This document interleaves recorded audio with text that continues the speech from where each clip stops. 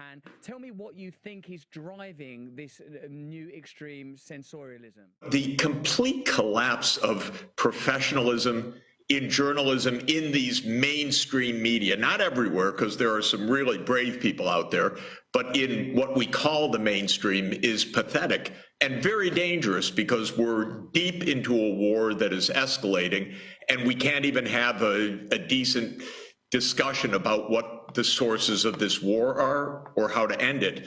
I had the experience, I wrote for one Project Syndicate, for 20 years. I was their most published writer, but they wouldn't print the pieces that I wrote that were contrary to the official line about this war. And it was pretty amazing to me. After 20 years, I couldn't even post a piece. And that's not good, in my view. And when it comes to this war in particular, Jeffrey, when you have figures like Noam Chomsky and Donald Trump advocating for diplomacy and ultimately peace, what does it tell you about the sort of central space and how radically it's being controlled? And what does this level of control suggest to you?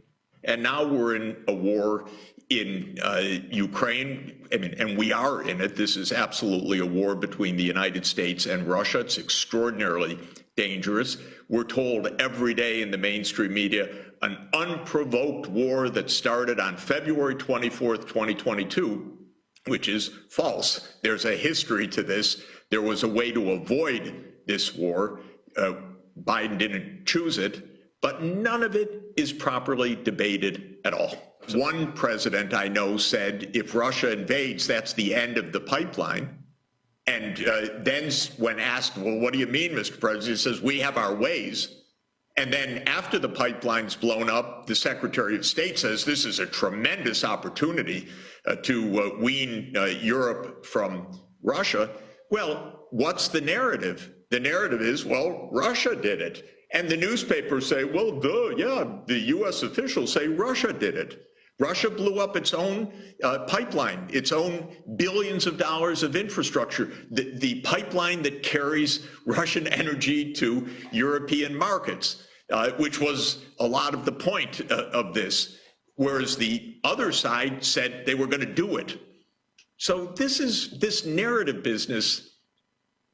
When I said that thing on U.S. television a couple of weeks ago, that was that face, because they stopped me. I was supposed to be on for typically a half an hour on that show, and after 3 minutes, they said, well, that's enough, Mr. Sachs. And then the moderator went on a kind of 5-minute rant, which I got to hear because they cut me off of the show, but they left me on Zoom, so I got to hear the rest of it. So watch what you say afterwards, unless you cut me off